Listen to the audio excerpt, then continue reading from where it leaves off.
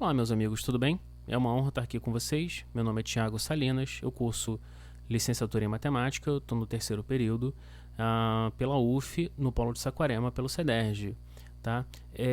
A gente vai fazer aqui uma série de encontros, tanto de geometria plana quanto de matemática básica, que são as duas matérias obrigatórias aos ingressantes de licenciatura pelo CEDERJ. Tá? Licenciatura em matemática. Então, nesse encontro a gente vai falar de geometria plana, tá? E mais especificamente a gente vai falar da primeira aula, que é a aula de conceitos básicos, tá? Que é uma aula introdutória para tudo que virá em geometria plana, tá? Como vocês vão poder acompanhar ao longo desses encontros. Eu separei essa aula em 7 diferentes tópicos. E hoje a gente vai falar do primeiro, a gente vai começar com o primeiro, que são os entes elementares, vocês vão saber o que é isso em segundos, e os axiomas ou postulados, tá? Entre outros assuntos que a gente vai tratar no caminho. Vamos lá? Então, a gente começa falando da geometria elementar ou euclidiana, tá? Elementar vem de elementos, e euclidiana vem de Euclides, que foi um dos grandes teóricos gregos da matemática. Euclides viveu antes de Cristo, viveu mais ou menos no século V antes de Cristo, século IV, não sei. Enfim, ele foi responsável por compendiar todo o conhecimento matemático da época nos seus 15 volumes da obra Elementos. Tá? Desses 15 volumes, 14 continuam conhecidos até hoje, um infelizmente se perdeu, a gente não sabe o conteúdo dele. Tá? Desafio algum de vocês, se tiver com tempo sobrando, para tentar procurar encontrar esse livro aí perdido, mas eu imagino que vai ser meio complicado, né? Então, brincadeiras à parte, infelizmente esse 15º volume da obra se perdeu. Mas Euclides, ele foi uma pessoa tão importante para a matemática, em geral, para a geometria em particular, que ele emprestou o nome dele para própria ciência da geometria, ok? Então, toda vez que se disser geometria elementar ou euclidiana, a gente está falando da mesma coisa, tá? A geometria elementar, ela é baseada em 3 entes: o ponto, a reta e o plano, ok? O ponto eu vou representar dessa maneira aqui, é um pontinho, todo mundo sabe desenhar ponto, tá? Reta, acredito que ninguém vai ter problema também em identificar uma, vou representar aqui a reta R, e o plano ele é representado de uma maneira um pouco diferente, tá?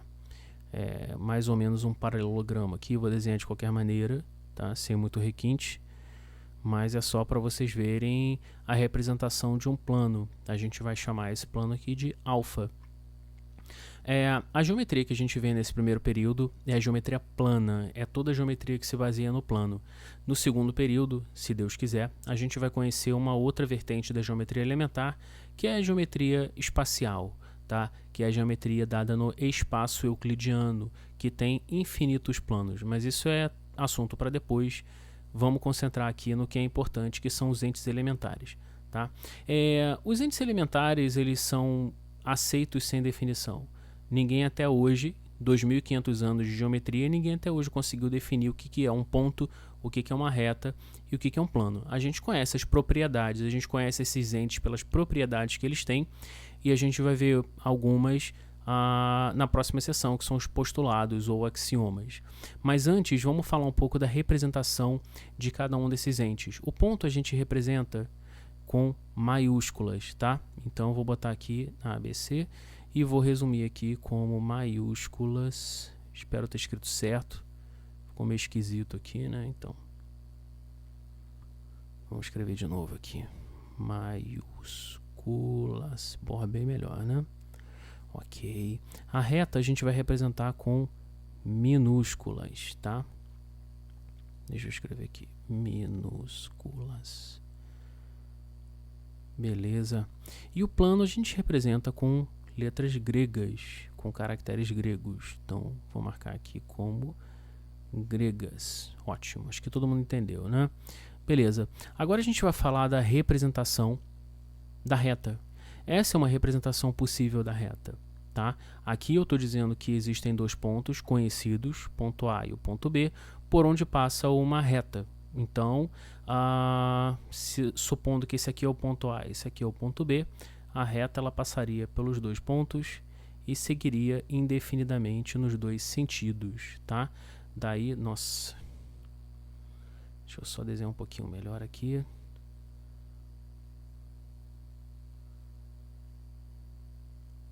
Pronto, bem melhor. Então, supondo que aqui sejam os nossos pontos conhecidos A e B, existem infinitos pontos que passam por essa reta e compõem essa reta, na verdade, que segue indefinidamente nos dois sentidos, ok? Então essa é a representação possível dessa reta aqui, que passando por A e passando por B. Agora a gente vai falar dos postulados ou axiomas. Postulado ou axioma são conceitos, tá, que são aceitos e são definidos sem demonstração, sem que seja necessário você demonstrar, tá? Diferente dos nossos entes elementares aqui, né, dos nossos entes básicos, aqui a gente consegue definir, tá? A gente só não precisa e nem conseguiria demonstrar, ok? Então, vamos ao primeiro postulado ou axioma. Postulado número 1 da geometria. A reta é ilimitada nos dois sentidos. Então, tem uma reta aqui, tá? Então, ela segue indefinidamente e eu vou definir, quer dizer, eu vou caracterizar essa infinitude, tá? Por essas duas setas nos dois sentidos opostos, ok? Então, toda vez que vocês virem essa representação gráfica aqui, isso aqui é uma seta, deixa eu caracterizar um pouco melhor aqui, seta para cá, seta para cá. Toda vez que vocês virem essa caracterização gráfica, significa que vocês estão diante de uma reta, tá? Isso aqui é um conceito absolutamente teórico, tá? Nada que vocês virem na realidade vai ter esse perfil. Ainda que vocês imaginassem uma corda na vida real, uma corda muito, mas muito grande, tá? Enfim, ela não seria uma reta, tá? Mesmo que ela tivesse quilômetros de extensão, muitos quilômetros, 2.000 quilômetros, 3.000 quilômetros, 10.000 quilômetros, e você enxergasse ela em linha reta, ela presumivelmente não seria reta. Enfim, isso aqui é um conceito teórico, tá, gente? Postulado número 2. Por um ponto passam infinitas retas, tá? Aqui a gente tem o nosso ponto A, e pelo ponto A a gente tem um conjunto infinito de retas passando por ele, ok? Aqui eu vou representar algumas, e por mais que eu represente retas aqui, por mais que eu encha esse desenho de reta, eu nunca vou passar perto de representar todas. Por quê? Porque o conjunto de retas que passam por A é infinito, ok? Postulado número 3. Por dois pontos distintos, passa uma e somente uma reta. Vamos ver se é verdade? Sim, é verdade, né? A gente tem uma reta aqui que passa por esses dois pontos A e B. Todas as demais retas que eu puder desenhar aqui vão passar, é óbvio, né? Considerando só esses dois pontos, essa reta aqui ela tem infinitos deles, mas vamos considerar só esses dois. Você vai ter vários pontos que são concorrentes com essa reta,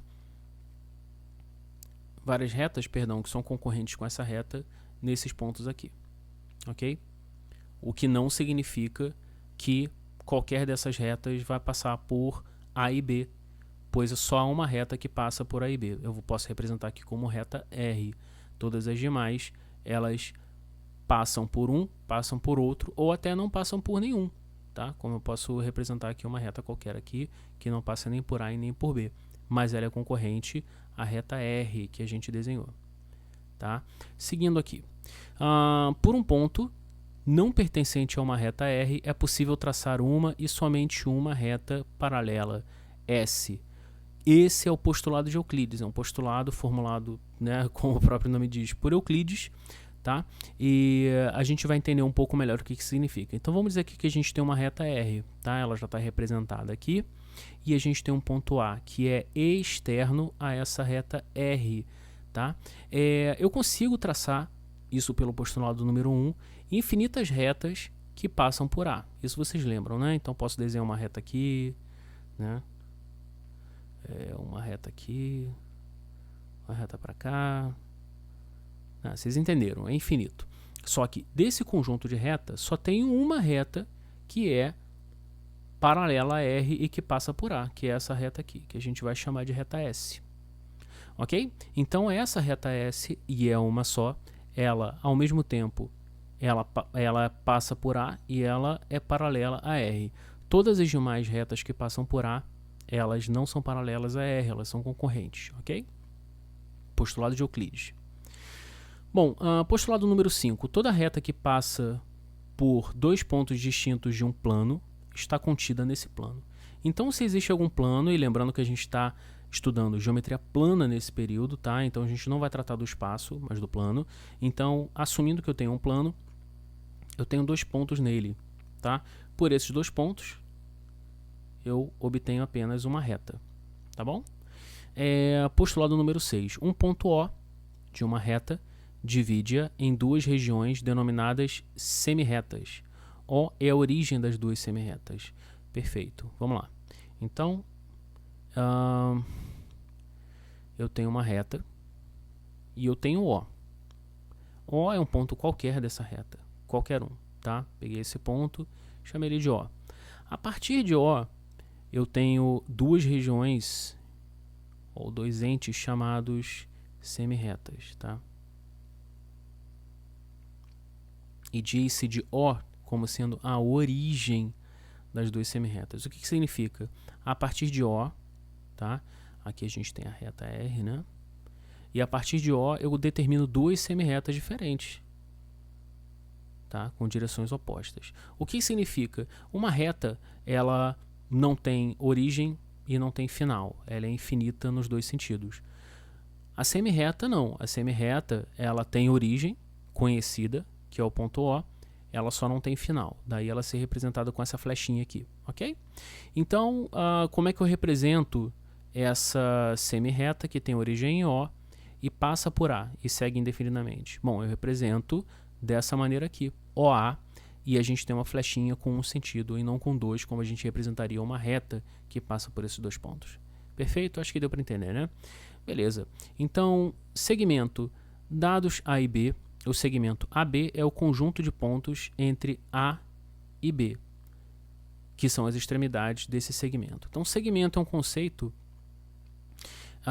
é um trecho de uma reta que é delineada por dois pontos, tá? Então, lembra naquele exemplo anterior aqui, eu vou até botar ele de novo. Aqui a gente tinha uma reta que passa por dois pontos A e B, ok. Agora a gente vai ignorar tanto essa infinitude, né? Essa seta que vem para cá, para esse sentido, quanto para esse sentido, e a gente vai se limitar a toda essa região de pontos, tá? Que se situa entre A e B, considerando também A e B, que são as extremidades, ok? Então aqui nesse caso, eu já tenho representação de A e B, formando um segmento, tá? Esse segmento ele vai ter uma medida, tá? E a gente vai representar dessa maneira aqui, a medida de AB, tá? AB, lembrando, é um segmento com extremidades em A e B e ele é finito, tá? Então ele não tem nenhuma setinha nem para cá e nem para cá, diferente da semirreta e diferente da reta que a gente viu no outro slide, né? Então a medida de AB a gente vai representar assim, M e entre parênteses o AB, tá? Que é essa distância entre os dois pontos, ok? Seguindo aqui. Então a gente tem como medida de um segmento, a gente pode medir um segmento a partir de uma unidade, tá? Ele se torna comensurável, que a gente chama, mensurável, né? Então, se eu tomar AB como uma unidade, e a gente está vendo aqui pelos quadradinhos, que ele tem mais ou menos 5 quadradinhos, né, de distância entre um e outro, tá? Vocês estão conseguindo ver aqui os quadradinhos? 1, 2, 3, 4, 5. Ok. Então ele tem 5 quadradinhos, né, de distância. E a gente toma isso aqui como uma unidade. Então a gente vai tomar AB como unidade. Bom, agora a gente vai contar a quantidade de quadradinhos, né? 1, 2, 3, 4, 5, 6, 7, 8, 9, 10. E a gente vai descobrir que CD é um segmento que tem um dobro de medida de AB, porque AB tinha 5 quadradinhos, CD tem 10 quadradinhos, tá? Então essa é uma maneira muito conveniente da gente medir distâncias a partir de uma determinada unidade. Então se eu chamo isso aqui de 1U, U de unidade, eu vou chamar isso aqui de 2U, porque tem o dobro de AB, ou seja, tem 2 unidades, tá? Seguindo, O postulado número 7. Postulado do transporte de segmentos. Dado um segmento AB e a semi-reta de origem A', existe sobre essa semi-reta um único B', tal que A', B' é congruente com AB. Cara, que esquisito, né? Eu tenho certeza que lendo no material, e eu recomendo fortemente que vocês leiam o material, é muito confuso quando vocês leem isso, mas eu vou tentar fazer uma explicação gráfica aqui para que vocês consigam entender. Então, existe um segmento AB que está representado aqui, tá? AB. E existe uma semi-reta de origem A', então eu representei aqui. Ela é uma semi-reta, tá? Ela não tem fim. Ops. Beleza, ela não tem fim, mas ela tem origem em A', tá? Existe sobre essa semi-reta aqui um único ponto que a gente vai chamar de B', poderia chamar de qualquer outra coisa, poderia chamar de, sei lá, de Chico, de Joelma, não importa. Mas eu acho recomendável a gente ser tradicional aqui e chamar de B'. Então existe um único segmento B' que tem a mesma medida que AB, tá? Então vou representar aqui mais ou menos, essa semi-reta aqui está tortinha, então eu vou representar mais ou menos aqui, tá? B'. Eu não sei, eu não tenho a menor ideia se esse segmento aqui na prática, tá, medindo aqui, ele tem o mesmo tamanho de AB, mas é só para vocês terem uma ideia, tá? Então esse postulado de transporte de segmento significa que esse segmento A', B', ele vai ter a mesma distância, o mesmo comprimento de AB, tá? Então vamos lá. E sim, se você tivesse um ponto C aqui, ok? Presumivelmente você teria aqui também sobre essa semi-reta, você teria o ponto C representado, C' representado aqui, sendo que a linha C' tem o mesmo tamanho de AC, ok? Então, postulado número 8. Dados 3 pontos colineares e distintos, 2 a 2, um deles e apenas um está entre os outros dois.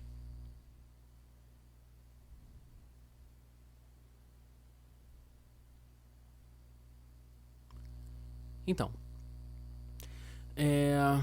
o que significa aqui na prática? Significa que, dados 2 pontos, tá? Por exemplo, esse ponto A e um ponto qualquer B, eu sempre vou ter um ponto C intermediário aos outros dois, ok? Da mesma forma, eu posso ter aqui um ponto A, aqui um ponto C, B aqui, posso ter o ponto B, posso ter o ponto A e o C como intermediário. Então não importa muito bem a posição, tá? Mas o importante aqui é que, dados os 2 pontos, você sempre vai ter um terceiro intermediário, tá? Seguindo aqui o postulado número 9, dados 2 pontos distintos A e B de uma reta R, existe sempre um ponto C que está entre A e B e um ponto D tal que A está entre B e D. De novo, é muito confuso quando a gente ouve e é muito mais fácil quando a gente representa, tá? Então vamos representar aqui 2 pontos A e B, como ele está dizendo aqui, né? 2 pontos distintos A e B de uma reta R, que a gente está representando aqui. Existe sempre um ponto C que está entre A e B. Então a gente chega, desenha aqui o ponto C. E um ponto D tal que A está entre B e D. Então a gente vai representar um ponto D aqui, de tal maneira que A está entre D e B, né? Postulado número 10. Se B está entre A e C, então a medida de AC é igual à medida de AB mais a medida de BC. Então, representando isso aqui, a gente tem 2 pontos, ponto A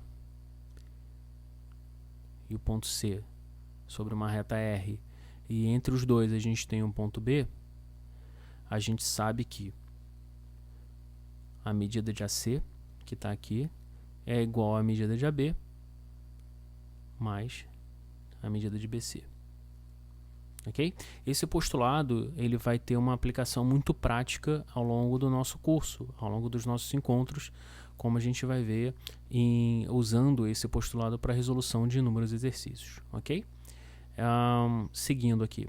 Uma reta pertencente a um plano divide-o em dois semiplanos. Então, dado um plano qualquer aqui, que eu vou representar como alfa, tá?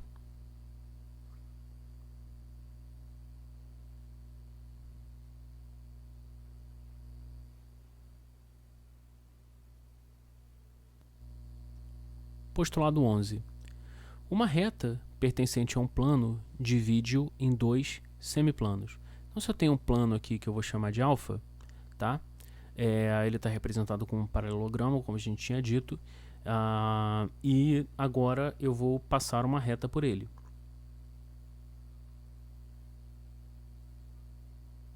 Pronto. Repara que essa reta, por ser infinita, o plano também é infinito, mas a reta também é. Então, a reta ela segue cortando esse plano por toda a extensão dela, né? Se os dois são infinitos, ou seja, para cá e para cá, para esses dois sentidos, a reta ela divide o semiplano.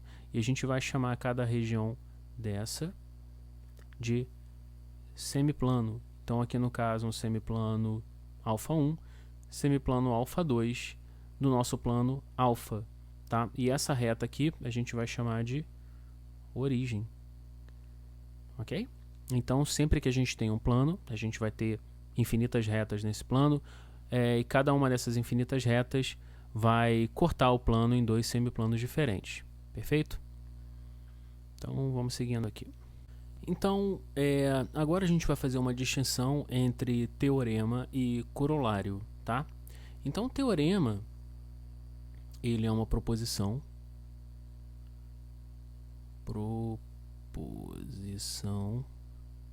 aceita mediante demonstração, tá? Demonstração.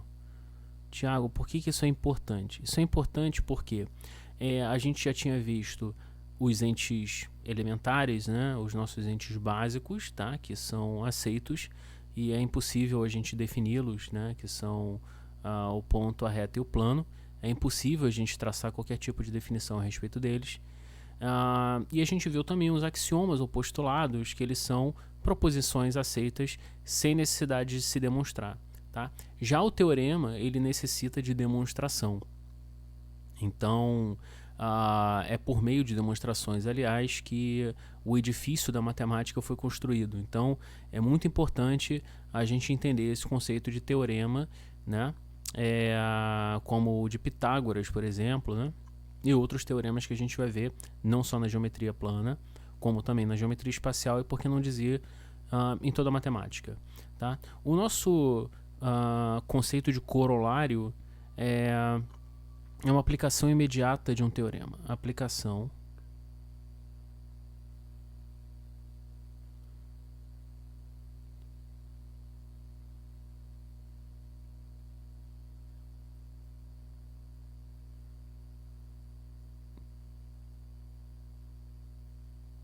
Ok, então a aplicação imediata de um teorema, tá? A gente vai entender um pouco melhor isso ao longo das próximas aulas, tá? Agora a gente vai falar de pontos coplanares. Pontos coplanares, como o próprio nome diz, são pontos que se encontram no mesmo plano, tá? Aliás, esse conceito ele se estende não só a pontos, mas quaisquer entes que se situem num determinado plano, tá? Pode ser uma reta, pode ser uma figura qualquer, pode ser um polígono, tá? Uma circunferência, um círculo, enfim, a gente vai ver todos esses entes em breve. Mas por hora, basta a gente entender essa definição. Então eu vou desenhar aqui um plano qualquer, ok? Perdoem aqui Perdoem aqui a ajuda da retinha, né? Mas é porque senão vai sair um desastre aqui porque eu não sei desenhar. E aqui a gente tem, né, pontos que são coplanares, que eles estão contidos nesse mesmo plano, tá? É claro que, como a gente vai tratar de geometria plana nesse período, só faz sentido falar de entes que não são coplanares se o enunciado disser. Se o enunciado não disser nada, fica evidente ou fica implícito que se trata de entes coplanares, ok? Seguindo aqui, 3 pontos não colineares determinam um único plano que passa por eles. Então, se a gente tem aqui 2 pontos quaisquer, a gente vai determinar uma reta, tá? A gente já viu esse postulado, ok? Agora, se a gente tem 3 pontos, eles vão determinar um plano, ok? 3 pontos determinam um plano. E 4 pontos? 4 pontos não necessariamente determinam um plano, né? Você pode ter um quarto ponto que se situa fora desse plano, né? Se situa no outro plano. E aí, Thiago? E aí que a gente já não está mais falando de geometria plana, a gente está falando de outra coisa, né? Esse conceito aqui na prática ele é interessante porque, por exemplo, vocês já viram mesa com 3 apoios, mesa com 3 pés. A mesa com 3 pés, ela nunca fica bamba, né? Ou pelo menos não deveria ficar. Por quê? Porque cada pé dela, em conjunto, né, os 3 pés vão determinar um plano. E quando você vê aquelas mesas que tem 4 apoios, né, ou 4 pés, elas às vezes podem ficar sambando, né, podem ficar bambas. Mas por quê? Porque 4 pés ou 4 apoios não necessariamente determinam um plano. O quarto plano ele pode ser, né, pode estar situado em outro plano. O quarto ponto pode estar situado em outro plano e aí a mesa vai ficar com aquele descompasso. Enfim, só uma observação meio boba para a gente tentar aplicar aqui a um caso. Mas que fique guardado isso. 3 pontos quaisquer não colineares vão determinar um plano. Ok? E a gente vai fechar aqui essa aula com posições relativas entre retas distintas. Então a gente tem aqui a possibilidade de retas que se dizem concorrentes, tá? Por que elas são concorrentes? Porque elas concorrem em um determinado ponto, tá? Que está representado aqui. Essas retas elas podem ser paralelas, bem assim, dessa maneira, o que significa que elas não têm um ponto de tangência, tá? E elas podem ser reversas, que é um caso delas não serem coplanares, tá? Então você tem em um plano aqui, você tem uma reta, e em outro plano você tem outra reta, ok? Então são esses 3 casos de posições relativas entre retas distintas. Obviamente, 2 retas podem ter todos os pontos em comum, ou seja, elas são coincidentes, tá? Mas não é esse o caso, ok? Então, vamos fechar esse tópico aqui com alguns exercícios resolvidos. Então, o primeiro exercício resolvido, assinale verdadeiro ou falso. Letra A. Por um ponto passam infinitas retas. Bom, essa assertiva ela é verdadeira. Esse é o postulado número 1 que a gente viu. Então, supondo que a gente tenha aqui um ponto qualquer, a gente vai ter uma quantidade infinita de retas que passam por esse ponto.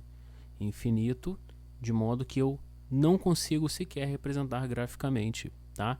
Então isso aqui é uma mera, enfim, é uma mera aproximação, mas a quantidade de retas que passam por aqui é infinita, tá? Seguindo, letra B, por 3 pontos dados passa só uma reta. Será? Pode ser o caso da gente ter 3 pontos que são colineares. Vocês estão conseguindo ver aqui? Eles estão na mesma linha. Nesse caso, eu consigo sim traçar uma reta, ou seja, uma reta apenas, ela é determinada por esses 3 pontos. Mas isso num caso particular em que eles são colineares. Mas pode não ser o caso, tá? Então pode ser o caso desse terceiro ponto, ele está aqui, por exemplo. Tá? Nesse caso, a gente não vai ter não mais uma, mas 3 retas que vão passar por esses pontos, ok? 3 retas. Portanto, essa assertiva é falsa. Seguindo para outra aqui. Letra C. 3 pontos distintos são colineares. Será? A gente viu aqui na letra passada que pode não ser o caso. A gente pode ter 3 pontos distintos que não são colineares. Daí a ideia de que eles não determinam apenas uma reta, mas sim 3 retas. Aqui. Então essa assertiva é falsa. Letra D. 2 retas coplanares e distintas são concorrentes ou paralelas. Bom, se elas são coplanares, vamos começar desenhando um plano aqui, né? Um plano para representar, ok? As nossas figuras geométricas aqui. Então, então a gente tem num plano duas retas que são coplanares ou distintas. Então a gente tem de fato duas possibilidades aqui. A primeira possibilidade é que as duas retas sejam paralelas, ok? E o segundo caso delas serem coplanares e não serem paralelas, ou seja, elas são concorrentes, ou seja, elas se tangenciam em um único ponto, tá? Lembrando que se elas tivessem todos os pontos em comum, elas seriam retas coincidentes e, portanto, elas não poderiam ser distintas, ok? Então, essa assertiva aqui está certa. Sim, duas retas coplanares e distintas são ou concorrentes ou paralelas. Não existe uma terceira possibilidade, tá? E, por último aqui, perdão, deixa eu botar aqui. E, por último, duas retas que não têm ponto em comum são paralelas. Será? A gente viu aqui que existem três posições relativas entre retas distintas. Duas delas dizem respeito a retas que são coplanares, ou seja, elas podem ser concorrentes ou paralelas, mas tem um terceiro caso, que elas podem ser reversas. É o caso delas não ocuparem o mesmo plano. Repara aqui que quando ele fala de duas retas que não têm ponto em comum, e aí se fossem coplanares elas teriam que ser paralelas, porque as concorrentes têm um ponto em comum, mas as retas reversas, né, que não estão contidas no mesmo plano, elas também não têm um ponto em comum. Como se não se disse nada de se coplanar, então se conclui que essas retas podem ser paralelas ou reversas, ou seja, elas podem ser coplanares, paralelas ou reversas, né, em ambos os casos não tendo um ponto em comum. Então essa assertiva aqui é falsa.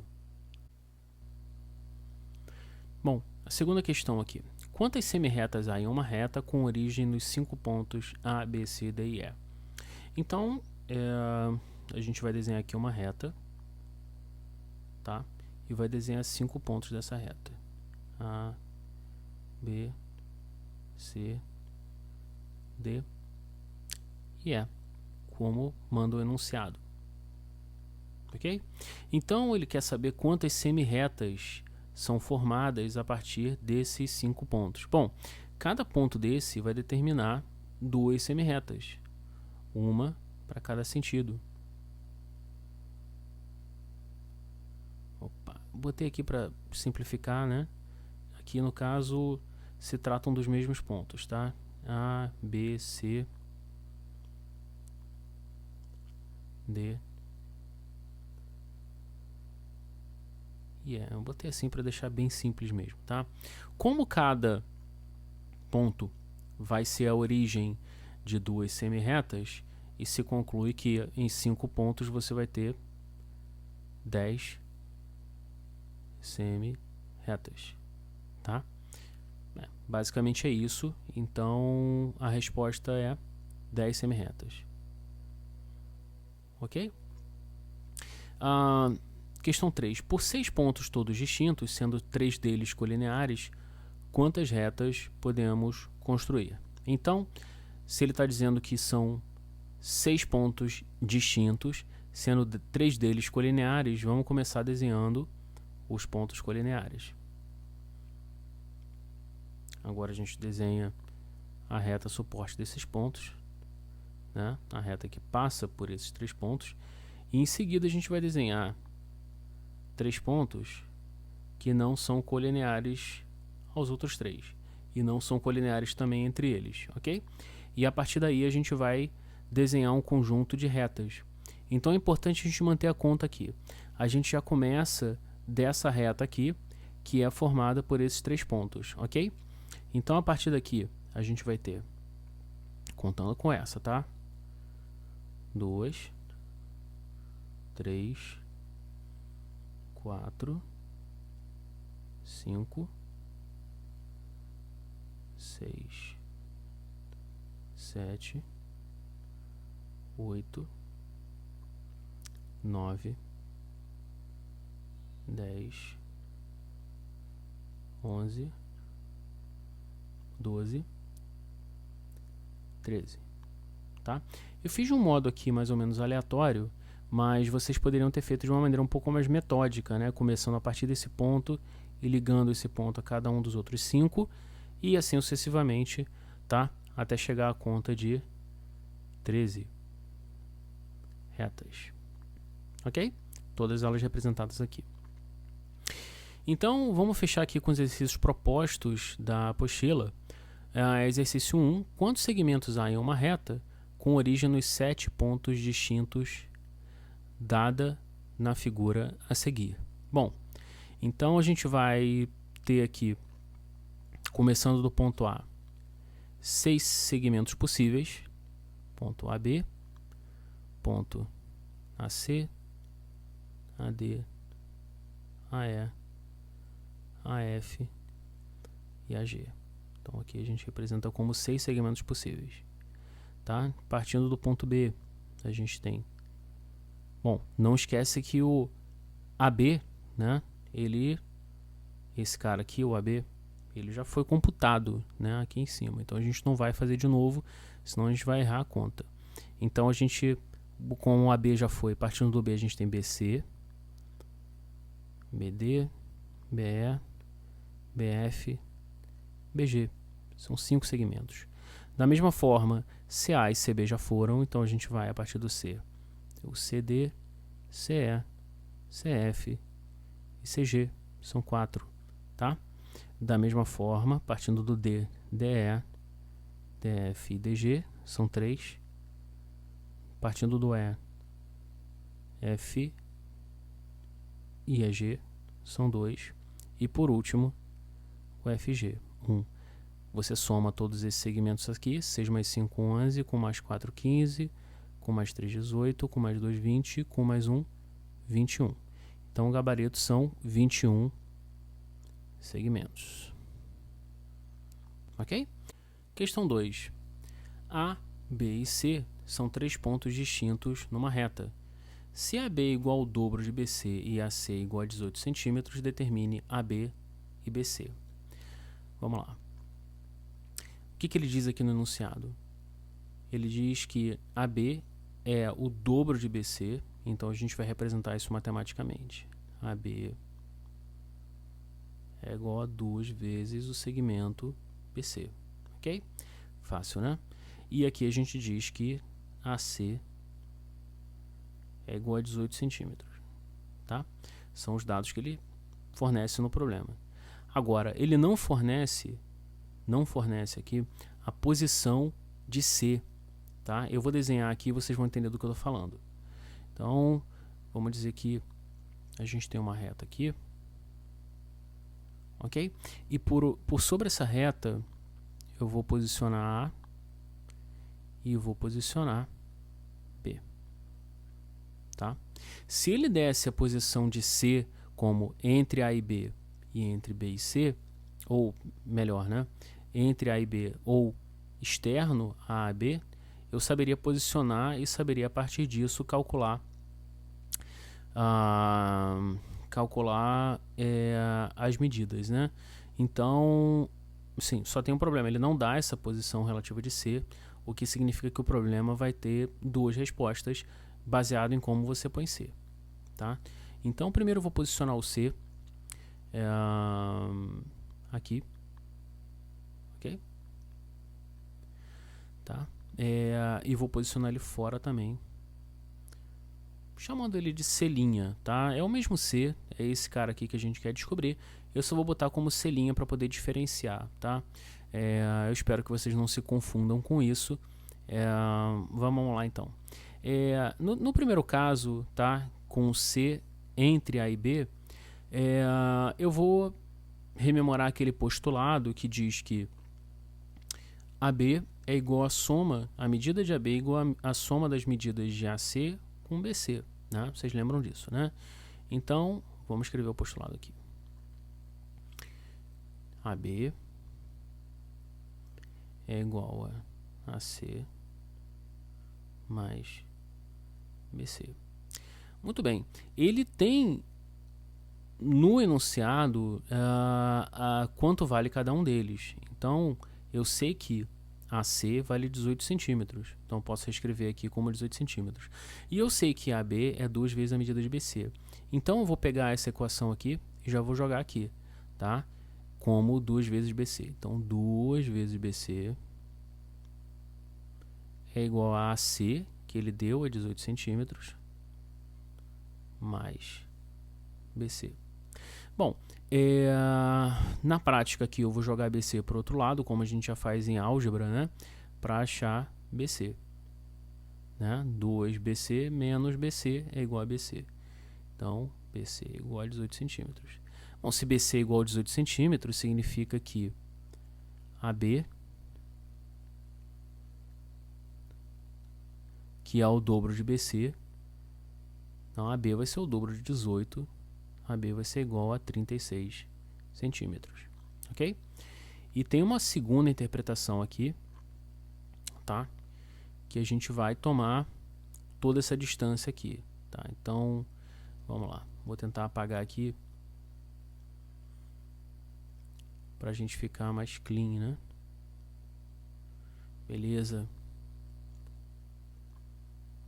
Tá, mas não se esqueçam que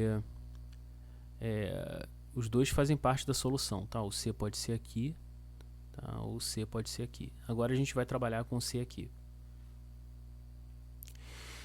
Bom, da mesma forma eu sei que AC pode ser entendido como a soma de AB com BC, tá? Então, vamos lá. AC, que é esse comprimento maior aqui, ele é a soma de AB com BC. Da mesma forma, eu tenho aqui os dados para resolver o problema, tá? Eu sei que AC é igual a 18 centímetros. E sei que AB é igual a 2 vezes BC, ou seja, eu posso substituir esse AB aqui por 2BC, tá? Deixa eu pegar de volta aqui. Vamos lá. Apertei um botão errado aqui, mas vamos que vamos. Beleza. Então, vou substituir aqui como 2BC mais BC, ok? Aqui a gente tem 2BC mais BC, 3BC, é igual a 18 centímetros. BC é igual a 18 dividido por 3, 6 centímetros. Tá? Se BC é igual a 6 centímetros, AB é o dobro disso. Vou escrever aqui em cima. AB é igual a 12 centímetros. Tá, ok? De novo, tá um pouco confuso aqui, mas vocês vão ver isso no livro texto de vocês. Está um pouco mais... as respostas estão mais claras ali, tá? Mas a solução é essa daqui. São as duas formas de interpretar o problema que vão levar a duas respostas diferentes. Ok? Finalizando aqui rapidinho. Questão 3. O segmento AB de uma reta é igual ao quíntuplo do segmento CD dessa mesma reta. Determine a medida do segmento AB, considerando-se como unidade de medida a sexta parte do segmento CD. Ok. Então vamos lá. Eu sei que o segmento AB é igual a 5 vezes, ao quíntuplo, né, do segmento CD. Beleza. E ele vai considerar como unidade aqui, como unidade de medida, a sexta parte do segmento CD. Ou seja, a unidade que a gente vai chamar de U vai ser a sexta parte, 1/6 de CD. Ok? O que isso significa? Significa que se U é igual a 1/6 de CD, CD é igual a 6 vezes U. É só passar o 6 para o outro lado aqui multiplicando. Então a gente tem aqui CD é igual a 6U. Tranquilo? Então vamos lá. Para matar aqui o problema, ele quer a medida do segmento AB, que a gente já tem expresso aqui, AB como 5 vezes CD, só que CD vale 6U. Então a gente vai substituir um no outro. Então a gente tem aqui AB é igual a 5 vezes, eu estou pegando essa equação aqui, né? CD. CD eu já vou substituir direto por 6U. Por 6U. Ou seja, AB igual a 30U. Tá? E a resposta é essa. AB pode ser expressa como 30 unidades, cada unidade sendo 1/6 de CD. Perfeito? Então a última questão que a gente vai tratar aqui nesse encontro: 4 retas distintas em um plano cortam-se em N pontos. Qual o maior valor que N pode assumir? Bom, se eu quero um menor número de pontos, de retas, perdão, vamos lá aqui, peraí, 4 retas distintas em um plano cortam-se em N pontos. Tá, então vamos lá. Vamos desenhar uma reta aqui. Vamos desenhar uma segunda reta aqui. Ok? Eu quero que essa terceira reta, são 4, mas eu quero que a terceira reta corte essas duas outras no maior número de pontos possíveis. Ou seja, se você tem 2 retas e cada reta vai cortar a outra em um ponto, o máximo que você pode ter são 2 pontos, tá? Então até agora a gente já tem 1 ponto, 2 pontos, 3 pontos de tangência. E eu quero que essa quarta reta corte as outras 3 também no maior número possível. Então, só para servir de exemplo aqui, tá? Se eu pusesse, por exemplo, uma reta aqui, cortando nesse mesmo ponto, eu estaria ignorando os outros 2 pontos de tangência, tá? Então, da mesma forma aqui eu estaria ignorando 1 e daqui eu estaria ignorando 1, tá? Então eu vou, por exemplo, escolher uma localização que é alheia a todos os outros pontos que eu já usei como tangência, por exemplo esse aqui, ok? Então a gente vai contar agora quantos pontos a gente tem aqui, tá? Então, a gente tem um ponto, deixa eu desenhar aqui, 1 ponto, 2, 3, 4, 5, 6. Total, 6 pontos. Tá? Então, o maior valor que N pode assumir é 6. Perfeito? Gente, muito obrigado pela companhia de hoje. Até o próximo tópico. A gente vai tirar essa matéria de letras, se Deus quiser. Um grande abraço e tchau.